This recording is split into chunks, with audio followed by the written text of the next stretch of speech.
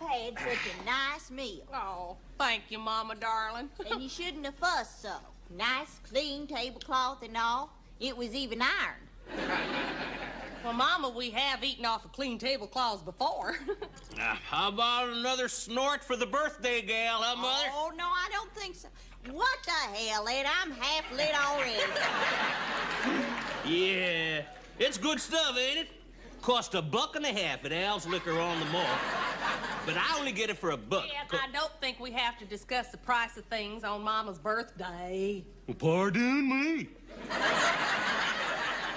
Many happy returns of the day, Mother. Here, here. And congratulations on making it for another year. I was sort of hoping nobody'd even remember my birthday. Although I am disgusted with your brothers, Eunice, not even a card. And you'd think your sister Ellen could at least pick up the phone. Well, don't worry about Ellen. She'll be here any minute. Oh, Ed, honestly. Ellen's coming over here. Oh, Mama, it was supposed to be a surprise. I mean, you was gonna open the door and Ellen and me was gonna yell, surprise, surprise, surprise. Then old Blabbermouth there had to go and Oh, spoil I'm it. just so excited. I can't wait. You know, it's my biggest heartache in life that you and Ellen have never gotten on. Oh, Mama, that's a long time ago. We was just kids then. Let me tell you what happened this week. I was in the market shopping, see, and all of a sudden I look up and I see Ellen walking towards me, and she didn't seem nearly as snotty as she always does. And all of a sudden I said to myself, I said, Eunice? I said, here comes your flesh and blood sister, and you're both grown-up adults now, and Mama's birthday is just 2 days off, and well, I don't know, Mama, strangest feeling just washed over me there. I felt this sudden urge of forgiveness and warmth and love. Right there in the middle of the Piggly Wiggly. There she is. Now, Mama, you act surprised. I don't want her to think I told you or anything like that. Put a real blank look on your face. Surprise! Surprise! Oh, Mama, darling, happy birthday. Ellen, you sweet, darling angel baby. Come on in here. I was thinking all evening what a big bust this birthday was. I am. And here's a little something. My Lord, Eunice, isn't this the prettiest package you ever did see? Yeah, it sure is. Say, Ellen, as long as you're here, why don't you let me just heap on a big plate of chicken and dumplings for you? I got plenty left. No, Eunice, no thank you. My stomach can't tolerate heavy, greasy foods. Well, I tell you what, why don't you just keep Mama busy while I tend to the coffee? Don't open that gift yet. That's against the house rules. Well, Eunice, it is my birthday. Oh, now, Mom, be good. We can all go along with Eunice's little directions for one evening. Yeah, let's all humor Eunice. How about some wine? Well, perhaps a tiny sip. Ed, my gosh, how long has it been? Months. Years. How are things in the linoleum game? I'm in hardware. Well, that's nothing to be ashamed of. Like I've always said, be a bush if you can't be a tree. Happy birthday to you. Happy birthday to you. Happy birthday, dear Mother. Happy birthday to you. And many more. Come on, Mama, blow out the candle and make a wish. Blow out the candle and make a wish. Well, I hope this cake isn't too rich, or I'm not going to be able to eat any on top of them greasy dumplings. Mama, this is one time in your life you can jump into something joyously and impulsively, so why don't you just blow out the damn candle and worry about your digestion later? Well, I wanted to open Ellen's present joyously and impulsively, but you said Oh, for that... heaven's sake, Mother, blow it out. Okay, Mama, now you cut the first slice. None for me, Mom. All that refined sugar, that just takes every bit of vitamin B right out of your system. A lot of it over the years makes a person half crazy. But you all go right ahead and enjoy it. Well, funny farm, here I come. I want a big piece. You just wait a minute. Mama gets first slice. Her birthday. I'm just taking a little bitty one here. I know I'm gonna need some Alka-Seltzer or something afterwards. Because them dumplings are sitting down there like a lump of lead. Well, why don't you just risk it? And go see if you can find Ellen a carrot. Oh, no, don't put yourself out for me. I won't open my presents now. Should we let her? Oh, I think we can. She's being a good girl. Oh, yeah. Don't mind me. I'm just going to the bathroom. Oh. Fine, Ed. You don't have to announce it. Well, I can't imagine what's in here. You know, I'm just so happy to have both my little girls here with me on my birthday, being peaceful and lighthearted and not causing me any grief. Oh, Mama, all sisters squabble when they're little. Well, I know that, but the fights you two had used to go through me like a knife. I used to ask God every night, Lord, what have I done wrong? Oh, Mama, for Pete's sakes, we was just kids when we did all that. Look, but you know something, truthfully, Ellen, I don't think we ever would have had all them fights if I hadn't been so darn jealous of you. No, you was everything I ever wanted to be. Oh, Eunice, no. No, yeah, it's true. Absolutely true. I mean, you was always prettier than I was and smarter than I was, at least in my eyes anyway. And, oh, you had so many boyfriends and, oh, gosh, you could spell better and you could jump rope better. Oh, Eunice, you're exaggerating. All that was just in your head. You just thought I was all those things. And you probably weren't all those things I thought either. No, it's such a shame. We could have had a lot of fun together as children. Oh, what things you thought? You know, things like you were selfish and sullen and disrespectful. When all the time you were probably just a lonely little person wanting to be liked. Not making it. Well,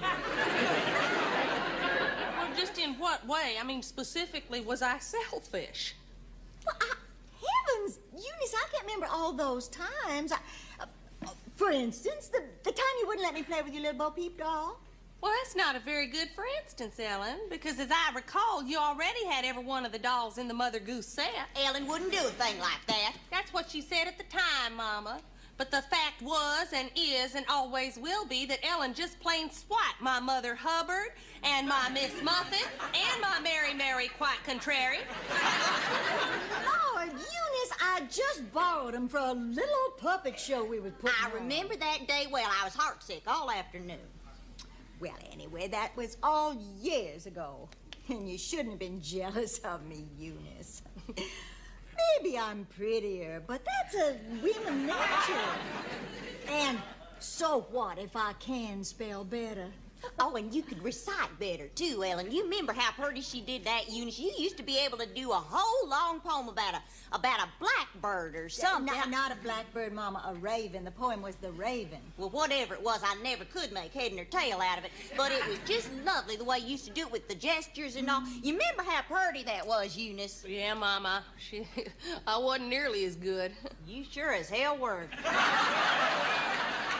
I guess it's all right to say so now, but Eunice, you were terrible. You remember that time when your little girl, she's in the Christmas play. You remember that when you had to play the snowman? Snowflake. I was the snowflake. Whatever it was, Eunice, I know you tried your best, but darling, you just stunk. Oh, I remember that. Of course, Mama, let's face it, all the other kids were pretty bad, too, as I recall. But, Eunice, you took the cake, I got to admit. You did, Eunice? Lord, you were pitiful. You were pitiful, darling. At the time, you said you loved what I did. Well, you're such a touchy little thing. What'd you expect me to say? I haven't thought about The Raven in years.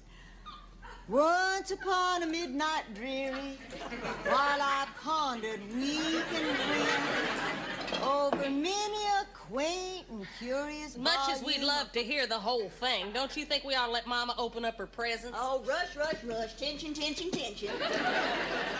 Oh, my Lord. Now, What we is can it? always exchange it, Mama, if it doesn't suit you. What is it? I am flabbergasted. Ellen, it's the most beautiful thing I've ever seen in my life. You shouldn't have spent the money, darling. Well, what is the good of having a little mad money if you can't splurge on your mommy once in a while? No, honey, wear it back down here. That other way looks dumpy. It's the most beautiful thing I've ever owned in my life. Ed, you put that damn camera away before I break it in half. Ed, it's Mama's birthday. If she don't want her picture taken, so be it. My Lord, can't I go to some ritzy parties in this, though? I'm so glad one of my girls married someone with some get up and go. Hey, Mother, ain't you gonna open up our present? My, I wonder what we have here. Well, Mama, now don't get excited. It's just a little something. It's a little nothing, you know, just a little doodad I picked up. That's all. I just thought it was kind of cute. My, sure is fancy. Well, it just kind of caught my The eye. fly swatter.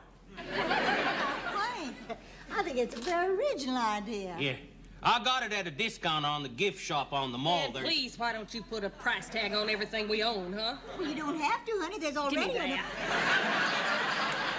It doesn't matter, Eunice. I already saw it, $2.99. Hell, I got it cheaper, only $2.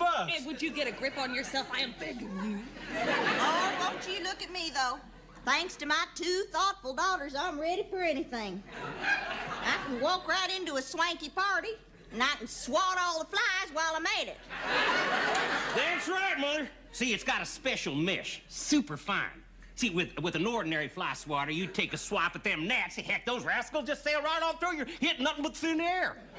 But this sucker, boy, I'll tell you, it squash anything that comes in its path. Splat! Boy, howdy, I can't wait to use it.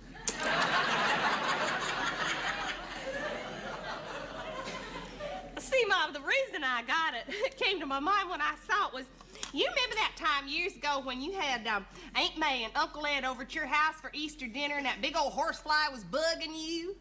Well, Lord, Eunice, that's over 15 years ago. I'm sure that fly's dead by now.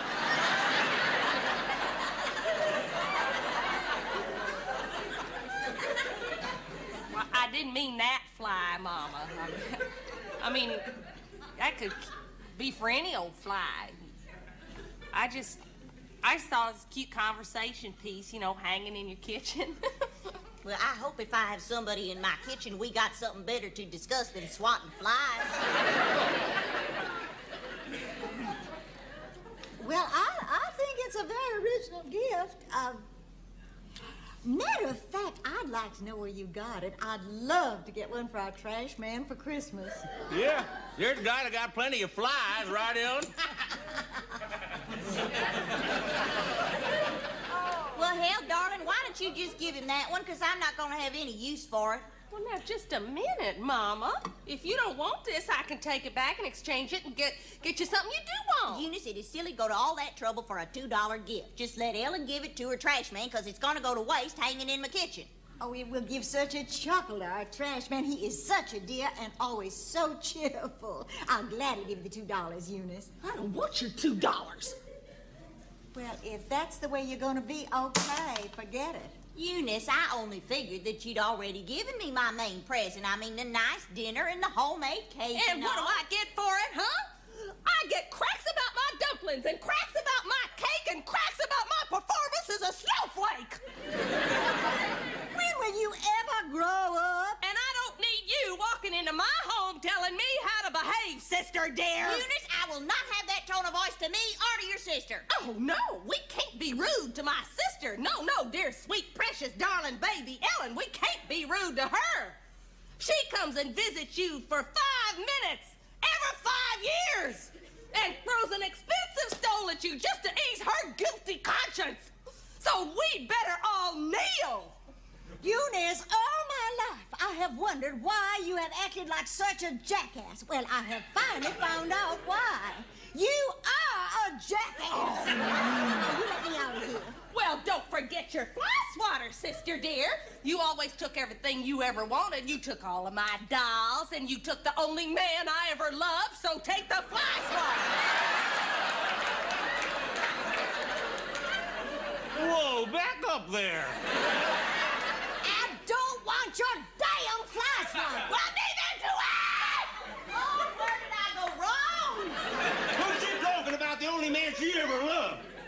Just some poor dope she had a crush on who asked me out instead. Duke Reeves! Duke Reeves! Duke Reeves! That's who it was. You led him on when you knew he was the only man who ever meant anything to me in my whole life, and you didn't even want him. Well, he sure as hell didn't want you. He left town just to get away from you. And then you scared him to death, following him to Dayton on a Greyhound bus. That's not true. That's not true. You lied to him and you poisoned his mind against me. And look what I wound up with.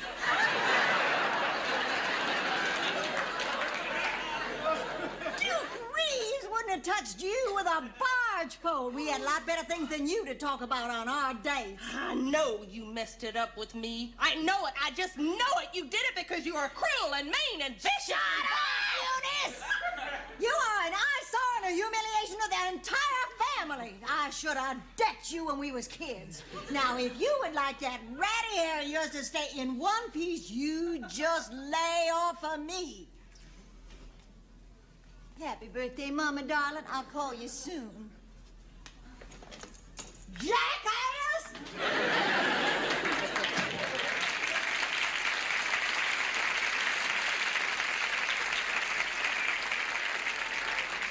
Well, I hope you are satisfied.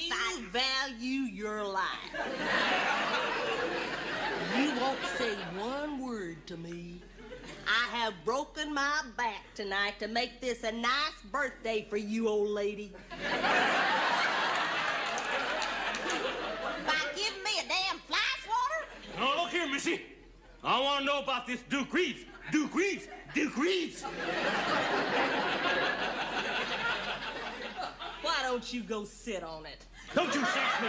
I want to know about him. I want to know about him I'm now. never gonna escape this. Doesn't anybody care that it's my birthday? Oh, happy birthday! I want to know about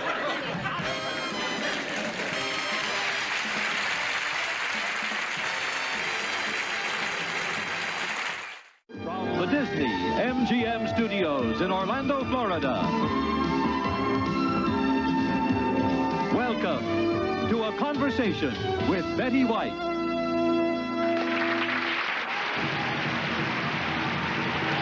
Ladies and gentlemen, Miss Betty White.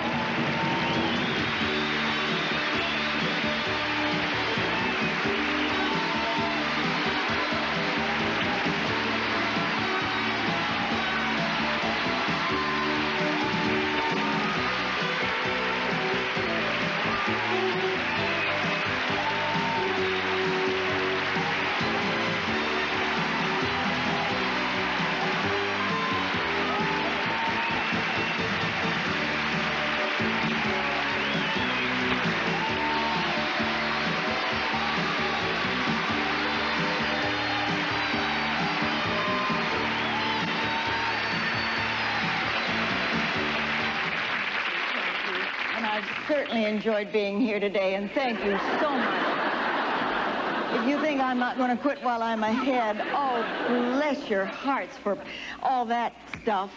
Well, listen, we might as well hang out here and find out what do you want to know? That I can tell you.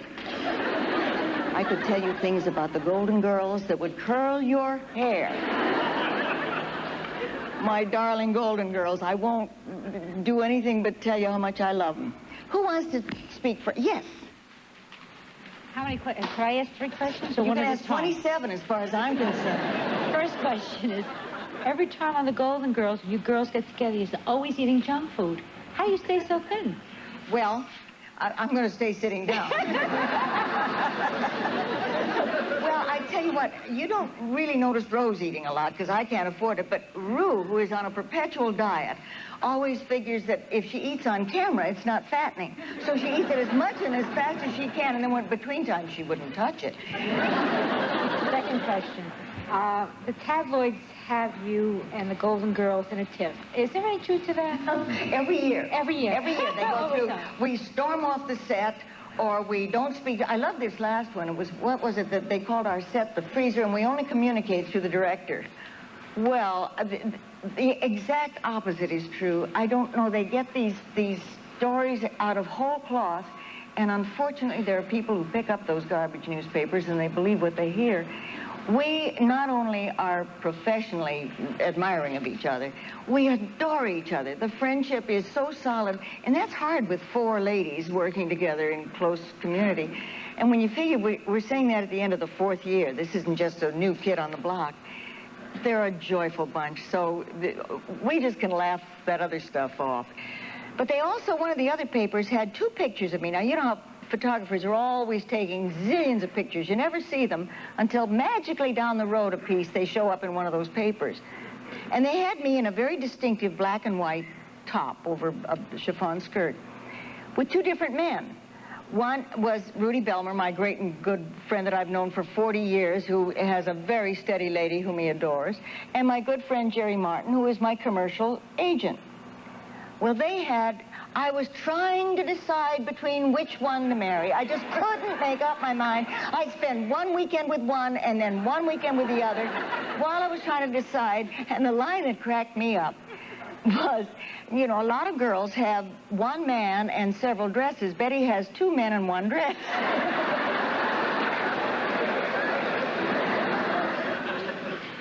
Third question. You have great legs. I mean, sometimes on the show you do a lot of dance numbers. Oh, come on now. What are you...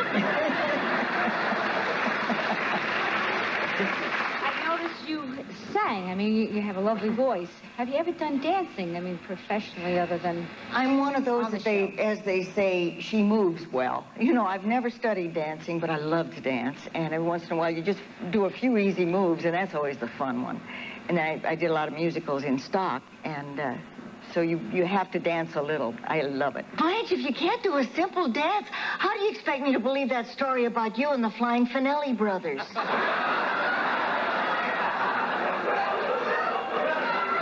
That was all true. To this day, I get flushed every time I pass the jungle gym. Come on, Blanche. That story is no truer than the one you told about you and Buzz in the lunar module. Oh, that does it. Rose, I would never lie about the U.S. space program.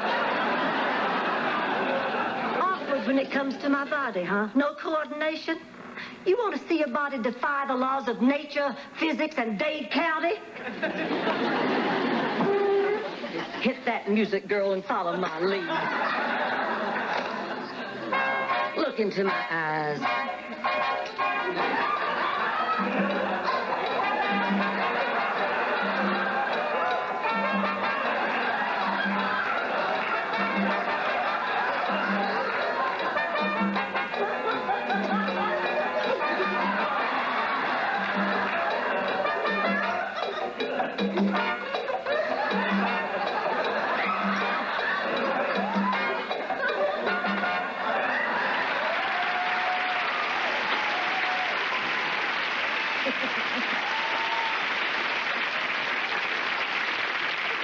Yes, back up there. There's a Mouseketeer if I ever saw one. How did it feel like when you first started to work? To walk? To work. Oh, to work. I thought to walk. Let's see, Betty, let's get this straight. I did learn to walk before I learned to work. I was so excited. I did a commercial. It was a, you might know, it was an airline commercial, and it was for radio. And I made, you know, less than it cost me to get into the union to do it. And I borrowed the money from my father. And he said, well, sure, honey, that's fine. If you don't work too often, we can almost afford it. Oh, it was a thrill, sweetie. And then one thing leads to another, and each thing just, it's like you drop a pebble in the water, and you never know where it's going to lead you, but it's still exciting, and I hope it always will be. Yes, back there. I just love the way you put down people. If I can only learn how to put down my boss that way, make him feel good still. That was great. Remember, I'm playing a part. I wouldn't have the guts to do that in person. Well, what a nice surprise. I happen to be in the neighborhood. Doing what? Coming to see you. Oh, Mary, I love this apartment. I love what you've done to it. I haven't done anything to it. I know. That's your gut. Oh, I'm so glad I'm not leaving WJM.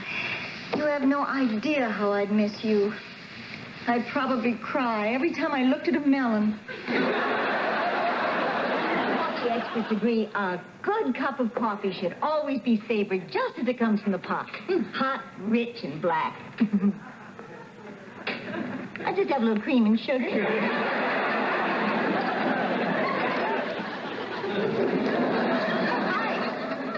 Hi. Hello, Mary. Oh, we're early, aren't we? No, not a bit. Oh, yes, we are, dear. Listen, you pretend we're not even here yet, and you go on and finish putting on your makeup. I have finished putting on my makeup. Well, suit yourself. Who's more like the real you, Sue Ann or Rose? Boy, you know, Alan used to be asked that question, Alan Ludden, and he always would say, because Sue Ann was a rotten person, but a wonderful home economist, and he'd always, true, and he'd always say, Betty and Sue Ann are the exact same person, except Betty can't cook. And I heard it so often that I believed it. But I see so much of Betty and realize how much of Betty is in Rose. She thinks everything's going to have a happy ending. Rose is so naive that people can say terrible things to her and about her, but the words all sound so nice, and if they say it nicely, she thinks, oh, that's swell. And I really think, and I tell long, boring stories, I really think there's a lot of Rose in Betty. I think Rose is more... You like Rose better? I like Rose. You know, she's not dumb, she's just dim. She just marches a different drum. I mean, she takes everything literally, the exact meaning of the word. If you said I could eat a horse, she'd call the SPCA. You know, that she takes everything. Ridiculous. I mean, here we sit, calmly eating our bran flakes, when there could be a dead man in the house. I'll go. She's very brave. Boy, I'll say. I want someone to come with me. I'll go. I'm from Sicily. What's the big deal? He's not dead. But he'll wish he was when those two barge in on him. Who is he? His name is Al. No, I mean, what's he do? He imports diamonds. Oh, damn, I hope he's not dead. He bought the farm. What farm? Rosie's dead. No. Yes. Oh, my God. The poor man. And with a new farm and everything. Poor Rose. You mean poor girl. Did you meet Alan Ludden on the Password show? And if so, what was your first date? I met him, it was the third week of the show in 1961, and the show had been on, as I say, it had just opened, and it opened as a big success. I was booked on it. I came back from California to do it. It was out of New York at that time. So I met him very briefly. We played the game, did 5 shows together, and he was so friendly and so nice, and I went back to California. That summer, our agents booked us each into a play, Critics' Choice, to play on Cape Cod and then on up into Maine. And so Alan made a trip to California. He said, I think as long as we're going to play the show together, it's playing at a small theater near here, we ought to go and see it together. I thought he was married. I didn't know he was single, fool that I was. So we went out that night. We went to see the show, and I was happily going with somebody else. I mean, very steadily for 4 years. The first night that we opened, my friend came in to see the show, and there was a kissing scene at the end of the first scene. And it went on maybe a little longer than you would think. And from the third row, I heard Phil Cochran, and he was the first one who realized there was more there than I knew or than Alan knew. And within that 3 weeks, he started saying, will you marry me, instead of hello in the morning. And I laughed him off. It took me a year to get smart and marry that man. I was out of my mind. I would have had another whole extra year. Hello, Betty. Hello, Alan. What are your plans for the summer, Betty? Well, I'm going to do some... What did you have in mind, Al?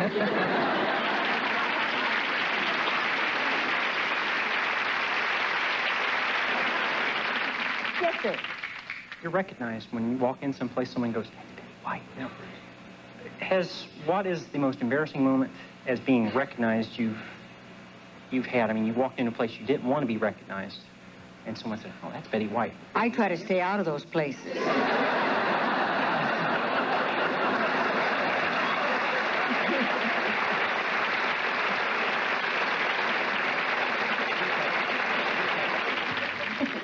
Yes, over here? Right there in the middle? Of all the famous people that you've ever worked with, who did you enjoy working with the most? Of all the famous people, well, I have to say Mary Tyler Moore, because she was my best friend before I ever got on the show, and she still is my best friend. And watching Mary work is just a pleasure in itself, because she set such a standard for everybody around her. She and when she was married to Grant Tinker and my husband, Alan Ludden, were best friends for, well, in fact, it was Grant who brought Alan to New York from Connecticut. And the first people Alan ever took me to meet when he was getting serious about me were Mary and Grant. I always accused him of trying to get their approval first to make sure they approved. But I have to say Mary, because everybody measured up to Mary's standard. She was always so precisely on time and so good at what she did, and asking no quarter. She was never the star of the show. She was just one of the guys. Why do you want to be on our show?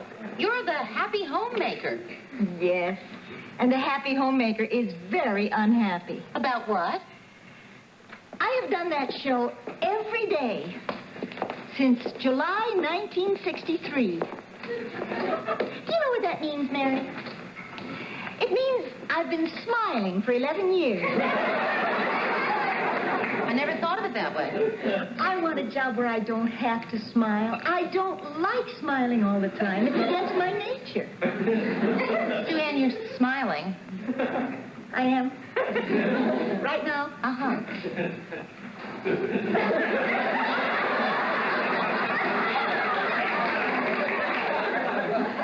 I can't tell anymore.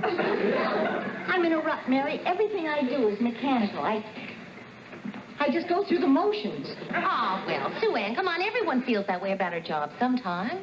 But I can't pretend anymore. I've cooked it all. I've eaten it all. I've cleaned it, trimmed it, and stuffed it twice. Yes, over here. I want to know, what is your secret for being so beautiful? You keep yourself beautiful.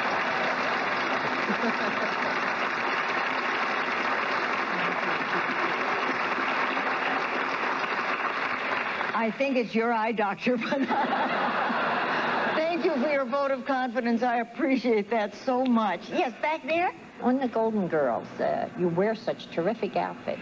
Do you pick them out? Do you have a choice, or do they pick them for you? No, we have a wonderful lady, Judy Evans, who's our wardrobe coordinator. And she makes all of these clothes. She makes a lot of Rue's clothes, and then she goes out and shops for me. And mine come off the rack, but I think she does... Let's face it, I come off the rack. Yes. I love the way you play Rose, but if you could pick one of the other characters to play, who would you play, and who would you have play Rose? You know, it was funny when Susan Harris wrote the script and they were putting the show together. Jay Sandrich was the director, and we got a letter saying this project was in the works, and they would send a script as soon as one was written. And they were kind of writing Blanche for me. And Jay Sandrich, who had directed all the Mary Tyler Moore shows, was also going to direct this. And it was Jay in his wisdom who said, if we have Betty playing Blanche, another neighborhood nymphomaniac, in their wisdom, the audience is going to equate that with Sue Ann Nivens, and it's like playing the same thing. So why don't we have Rue play Blanche and Betty play Rose? Well, we knew who Blanche was, and we knew who Dorothy was, and we knew who Sophia was, but somehow Rose was sort of an amorphous character that it was difficult to pin down. And again, it was Jay, and I thank him every time I see him, who said, she's a complete innocent. Just play her totally innocent, not dumb, but totally innocent, and it'll work. So I try to remember that. Sometimes I get the innocence lapping over into dumb, but she's not really. If that happens, it's my fault, because Rose isn't dumb. She just marches to a different drum. You know, I'm still a little confused. Now, who exactly is Ricky? Lucy's husband. I thought Desi was Lucy's husband. Not on the show. Desi wasn't on the show? Desi played Ricky. Who did Lucy play? Lucy. I know, but who did she play? Lucy. Right, but who did she play? Lucy played Lucy. Well, then why didn't Desi play Desi? He wasn't tall enough.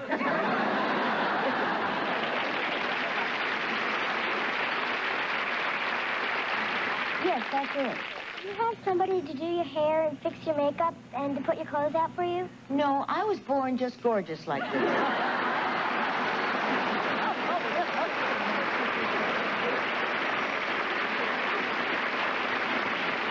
Sweetheart, I must tell you, it takes 6 men and a small boy to get me out on this stage. There's a lovely hairdresser, there's a lovely makeup gal who put you together like this, and this is my dress, but it was made for me by the lady who works on Golden Girls, so between all of them, they managed to paste me together and get me out here. But that's fun. That's another thing about acting that's fun. You get to dress up all the time. Yes. You know, you say all these crazy stories. Oh. About St. Olaf. Yes. Who makes them up for you? The writers make them up, and I just think some of them are such fun, and to try to read them with a straight face is not easy. And then I think it's their own little game. They throw these Scandinavian names this long, Verboltesgatter and those, and Gefriktenfleven, and they mean nothing, but you have to memorize them, and you have to do them exactly. And it's a challenge, and a couple of times we've gotten so broken up we've had to do the thing about 4 times before I can get to spit the words out. Rose, is this another one of those Scandinavian Viking concoctions? Yes! It's called Gnurkenflirtenkage. It's an ancient recipe, but I Americanized it. Yeah, so one might say you brought Geflerkenurken into the 80s? Yes, but I'm not one to blow my own Vertuvenflugen. I can't even reach mine. I think that's easy. Yes. Is there really such a place as St. Olaf? No, there isn't a town named St. Olaf, but there's a wonderful college in Minnesota. Yes, isn't it great? And I get such marvelous mail from there, and they send me T-shirts and jackets and sweaters until practically I have St. Olaf tattooed on my chest. But they have a marvelous 70-person choir who came out to Los Angeles to sing at the Dorothy Chandler Pavilion. And they came en masse to see the show one night in our live audience. And it was such fun because Rue and I had learned their cheer, which is ya, sure, you betcha, is the way it ends. But they also taught us the school song, which we come from St. Olaf, we sure are the real stuff. For our team is the cream of the... It's a wonderful song as well. And so it was somebody's birthday that night, and in return for our singing, they sang Happy Birthday, and this gorgeous choir of 70 voices sang Happy Birthday. Rue and I, needless to say, didn't sing anymore after that. But I feel like I went to St. Olaf. They've been so warm and wonderful, you'd think they wouldn't be speaking to me. Another question. Is there, where did you really grow up? In Los Angeles. Oh. And I went to Beverly Hills High School. I went out to Los Angeles when I was about a year old from Oak Park, Illinois, where I was born. And California was a state then. A lot of people doubt that, but we were. We were a state. Yes. I would like to know where your sense of humor comes from and who would you accredit to shaping your character? My mother and father. I was the luckiest girl of the world. I was an only child. And there wasn't a straight man in the house. And they kind of dealt me in on all their jokes. And if I didn't understand them, they just didn't explain them. And as I got a little older, Dad would come home and he'd tell the jokes, and he'd say, honey, I think that one we don't take to school. You can take that one to school, but don't take that one to school. So it was just wonderful. We laughed a lot, and we cried a lot together, and we just had it was a great growing up situation. Yes? When you have time off, do you have any hobbies or things that you like to do? Well, I'm a needlepoint freak, for one thing, and I have a house up in Carmel. I'm so lucky to have that it's right on the water, and I walk the beach a lot and collect sea glass and and shells and that kind of thing. So those are kind of my hobbies. And then work is my hobby. When I'm off work, I'm doing some other kind of work, and I love to write. Yes. How many times have people tried to strangle you in your movies? Oh, quite a few. Have you noticed that, too? Yeah. I don't know whether it's a symptom or not, but I know Bea, whenever that comes across her, whenever she has to hit me over the head with something, she just enjoys that, but never can quite get it on the first rehearsal. She has to do it again.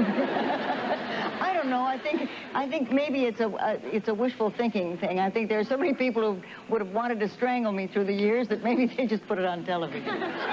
Rose, that is a happy woman in there. Now, I want you to promise that you will not say anything. Do you promise? Do you promise? Are you sure? But what's got me so sad?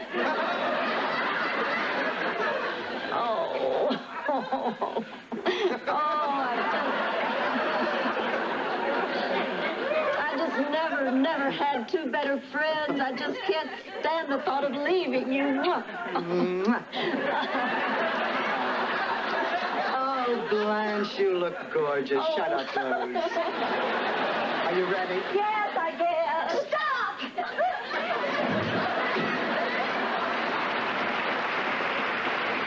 Has comedic timing always come easy to you, or is it something you've had to work on? And who are your favorite comedians? Oh, comedic timing is something I think you just learn by osmosis. I was an only child, and I had two of the best parents in the world, and there wasn't a straight man in the crowd. And we laughed a lot, and we were always, you know, pulling things on each other or telling jokes. And in those days, it wasn't the slip on a banana peel kind of joke. It was a little more intellectual than that. I think, speaking of favorite comedians, we just lost one recently, who was not only my favorite comedian, she was a favorite friend. And I must say, whenever you called on Lucy, as a performer or as a friend, she was right there. When I lost Alan, I remember she decided she was going to personally take care of my not being lonesome, so she kept inviting me over to her house to teach me to play backgammon. And I was the biggest disappointment in the world to her because she just couldn't. And I love all games, but I couldn't learn backgammon from her because she played it so well that she'd say, here, you throw the dice, and then you move this, and then you move this, and that's it. Now, how come you can't get that? I can still hear her, God love her. Yes, sir. How has working with the Golden Girls cast affected you? Are there any characteristics that have rubbed off on you? Oh, I'm sure. I think I've probably learned an awful lot from Blanche Devereaux that I've... Isn't she great? Isn't she wonderful? You know, the thing about the girls, now, Bea and I had been friends for years. Rue and I had worked together on Mama's Family, and Rue and Bea had worked together for years on Maude. Estelle was a new starter for us, and we adopted her immediately. But the first, as well as the friendship, the professionalism of these gals. Nobody has to wait for anybody to get their hair fixed or learn their lines. Everybody comes in with the lines learned. Everybody comes in ready to go to work on time so that you can relax and have fun and horse around a little bit. It's when somebody isn't professional, bless you, somebody isn't professional about his business or her business, that's when the trouble starts. So then you overlay the friendship on top of that. It's just a joy. It really is. Yes, sir. I know my favorite story of Rose's has to do with the herring circus. And I had hurt my back the night that aired, and they had to take me to the hospital, honest to God, because I was laughing so hard. That's all this constant bickering, and I have a splitting headache. Oh, girls, let's face facts. The three of us just can't agree on anything. I mean, it is obvious we were not meant to live together. I hate to agree with you, but I think you're right. I think so, too. In fact, I know so. This is exactly what happened during the Great Herring War.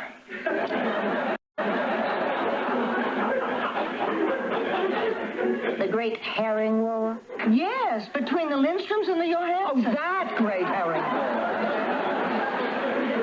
The two families control the most fertile herring waters off the coast of Norway, so naturally it seemed like it would be in their best interest to band together. Oh, boy, was that a mistake. You see, they couldn't agree on what to do with the herring. Oh, well, that's understandable. I mean, the possibilities are overwhelming. Exactly. The Johansons wanted to pickle the herring, and the Lindstroms wanted to train him for the circus. Weren't they kind of hard to see riding on the elephants? Oh, not that kind of circus. A herring circus. Sort of like SeaWorld. Only smaller. Much smaller. But bigger than a flea circus. Tell me, Rose, did they ever shoot a herring out of a cannon?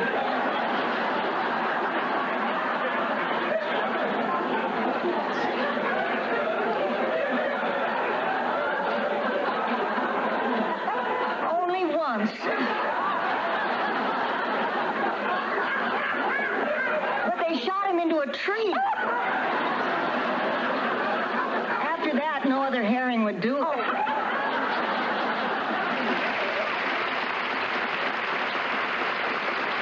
Yes, way over there. I had the pleasure of meeting you at the airport. I shook your hand. I was quite impressed with your grip. Can you tell me? Your exercise regime or whatever? Do you play racket sports or anything like that? Think you're playing with kids? My dad and I used to love to play catch out in the front yard when he'd come home at work. We'd play catch. I had a glove and I'd throw. He said, I don't want you to throw like a girl. He said, 2 things I don't ever want you to do like a woman. The only 2 things that I don't want you to throw a ball like a woman, and I don't want you to drive a car like a woman. That was back in the days when they thought women were bad drivers until we proved them wrong. And so I guess from that kind of thing, I guess you get a kind of a firm grip. I don't like the dead fish handshake. Do you, when people are nice enough to come up to you and you get something like this that you just want to sort of... Yes, over here. The spontaneity is very impressive, and I wondered how much of the script do you have to read verbatim and how much of it is you? We see the script for the first time on Monday morning, and we rehearse it and put it on its feet, and then Tuesday we rehearse all day and do a run-through for the writers and producers that evening. Wednesday, the same thing. And each day we get new pages and new lines. And if we want to try anything or throw something in, they make us feel very welcome to do that. Sometimes they throw it out, but... And then Thursday is camera blocking. And then we do a wardrobe dress rehearsal at the end of camera blocking for the producers and writers. And by Friday, we must be syllable for syllable right with the ink, because comedy is such an ephemeral thing. You throw in an extra syllable and you kill the laugh. So we really, really try to stay right word for word by Friday. Yes. I'd like to know, what do you do with your Emmys? Where are they sitting in your house, or do you have them on display? Well, you know, it's kind of an ego trip, so you try to be as subtle about it as you possibly can. In the dining room, I have a yellow hutch, and they're all lined up, one by one, and there's 6 of them up there because one of them belongs to Alan. He got one for Password, so I'm very proud of those Golden Girls. Believe me, I am. Yes? I was wondering, when did you decide to go from a brunette to a blonde, or was that not your decision, and...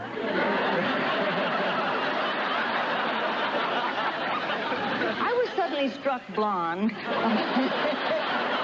I tell you, I had mousy brown hair that photographed very, very dark, and in Life with Elizabeth even, they would put that gold spray on it sometimes to pick up the light, or it would just absorb and look like a black helmet, as you can see if you've ever seen those films. And then a funny little thing began to happen. I wasn't as brown as I used to be. There was some other funny color mixed in there. So it just looked kind of dusty and rotten, and I thought, well, I just have it tinted a little bit just to kind of blend it. And it kept blending lighter and lighter. And now I hear people say, well, Betty White's a blonde, and I think, no, I'm not. Oh, yeah, yes, of course I am. It was a conscious decision that kind of sneaked up on me. Yes, sir. I was just wondering, I know your love for animals and everything, and I love cats. I was wondering what your favorite animal is. I think anything with a leg on each corner. I really do. I've been asked that so many times, and one time I'll say lemurs, and another time, of course, cats and dogs, we don't count them, and horses. But I really, it's so hard. It's like saying, what's your favorite song or what's your favorite book? I just love them all. I mean, the long and the short and the tall, I really do. Shocking Pink, yes. Years ago, when you was making one of your shows, our son worked as an electrician. Really? You was worried about him not getting to eat. So you went and carried him a bacon and tomato sandwich, and you stayed with him and talked to him while he was finishing his job and eating his sandwich. And he thinks you're the most wonderful person, and we do too. Oh, what a sweet story. Oh, isn't that nice? I wish I could say I remember that, but all I can say is I bet he was very good looking. Yes, sir. Expect a reunion of the Mary Tyler Moore Show. I know Ted's gone, but are the other cast members excited to do that or talking about it at all? We talked a lot about that. They did a This Is Your Life a while back. Surprised me. And we were all together for that, and we talked about it at great length that night. But then when we lost Ted, you can't do it without Ted. There would just be no way. There would be such a big black hole there that I think the chances are nil. That's the camera. When the red light goes on, that means that the camera is about... I know what I'm doing. Just cue me and then stick a sock in it.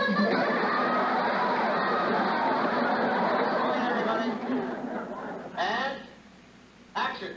And now with the new feature, News from a Woman's Point of View, Sue Ann Niven. Thank you very much, Ted. And good evening. Massive mudslides wreak havoc. Late last evening, huge mudslides in south-central Alaska buried the picturesque little village of Nornsk, long noted for its tapestries and woolly artifacts. Apple-cheeked housewives bustling down the cobbled streets were swept away by slithering mounds of mud. Let's all hope that survivors remembered that stubborn grime can be removed with a blend of and cornstarch. And now, back to Ted.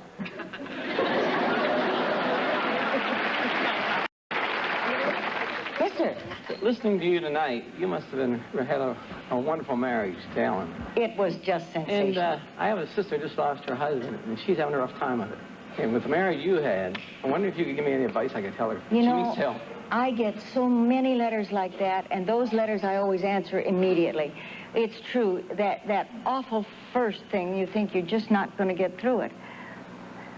I had, depending on whatever is important to you, I had 3 little dogs who really helped me, you know, because you dissemble. You pretend to all your friends and you pretend to your family and stuff that things are better than they are. But when you're really alone and really feeling rotten, they knew it, and I could cry in front of them, and I could get it out of myself. But there comes a point where you just can't let that happen too often or too long, or you spiral yourself down into a hole, and it's tough to get out of. It's tough to dig out. So what I used to psych, I don't know if it would work for anybody else. I used to psych myself up and try to concentrate on the moment at hand and stay so busy with that moment at hand that I didn't have time to think beyond it or to feel sorry for myself, and then I'd think of the next minute. And pretty soon you find that you've gone 2 whole minutes without feeling that awful ache, and then maybe 5. And it's the only just one little foot in front of the other, and tell her to hang in there, will you? She'll call me and say, you know what day this is? And I'll say, gee, it's Thursday. And she'll say, no, this is the day he left the home for the last time. This is the day, and, you know. Mustn't do every that. day means something to her. Mustn't do those anniversaries. You celebrate the good stuff. You don't celebrate those, because pretty soon you get underneath it.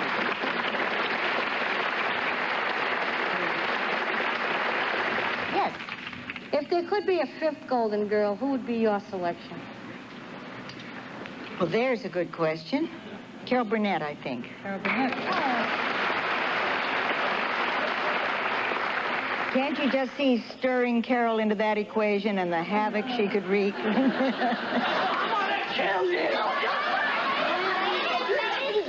Please, ladies, look, these spots come right off if you rub it with a dish towel. Now, why don't we all sit down and clean these jars? Well, Naomi, you are one sharp cookie. What in the world would I do without you? Ellen, Eunice, get over here. You, Ned.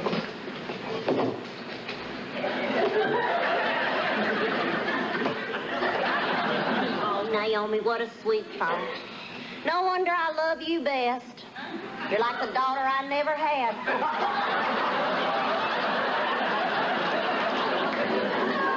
Why is it my own girls can't see the beauty in sharing a warm family moment? Well, I'm the one that brought the dirty jars. You wouldn't have this warm family moment if it wasn't for me.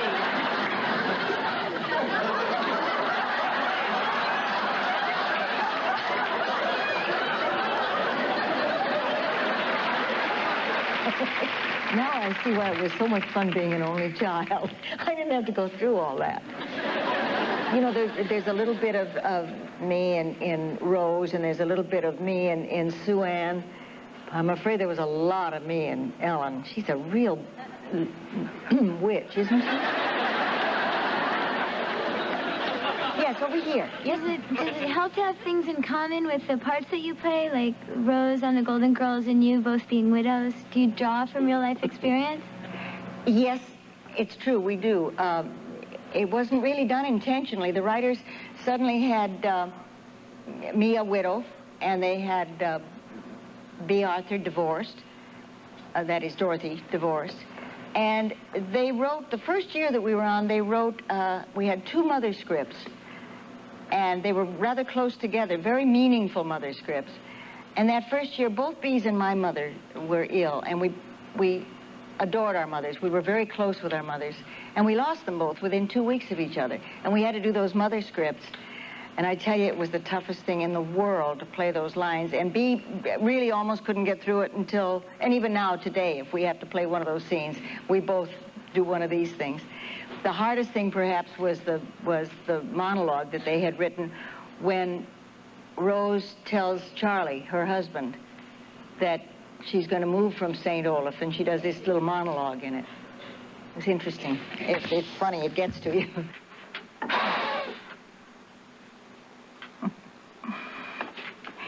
I guess that was kind of a silly wish. I know you can't really be here with me, Charlie. It's taken me these past 8 months to accept that, but I finally have. Then why our usual little private birthday celebration? It somehow feels less lonely, Charlie. The other part was I wanted to talk to you. I know I didn't need a special occasion for that. It'd be more of an occasion if I stopped talking. But I figured since it was my birthday, you wouldn't be upset when you hear what I've got to tell you.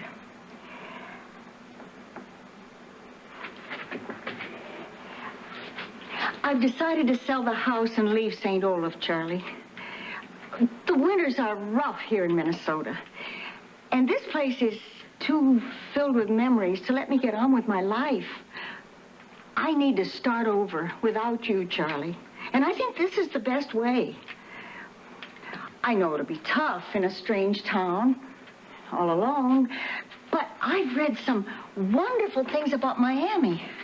It won't be long before I meet nice people and make some new friends. I have a real good feeling about that. So, I just wanted you to know what I decided. I hope to be in Florida before the next winter comes. But I know that wherever I am, you'll be right there with me. I love you, Charlie. I miss you. It's my birthday. You know the rules. I get the rose.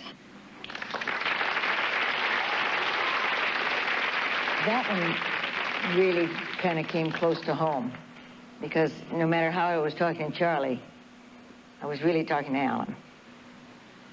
Yes. This is not a question, it's just a comment. It's a true joy to see you in one-on-one, so to speak, today.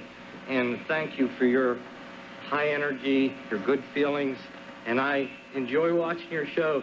In addition to that, my daughter does. Oh, that is a lovely compliment. Continue your fine work. Thank you. Thank you so much. Thank you. I really appreciate that.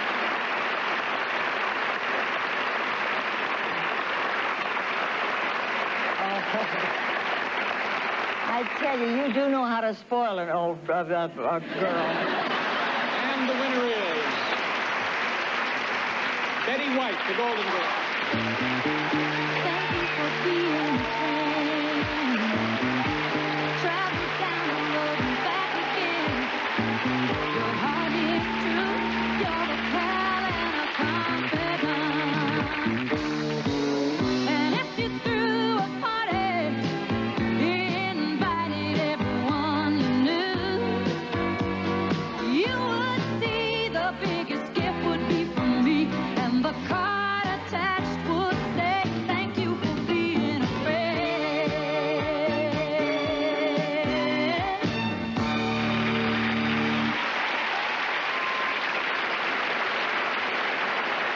May I say how much I've enjoyed being with you and how dear you're sending me back to California, the happiest lady in the world, and I thank you with all my heart.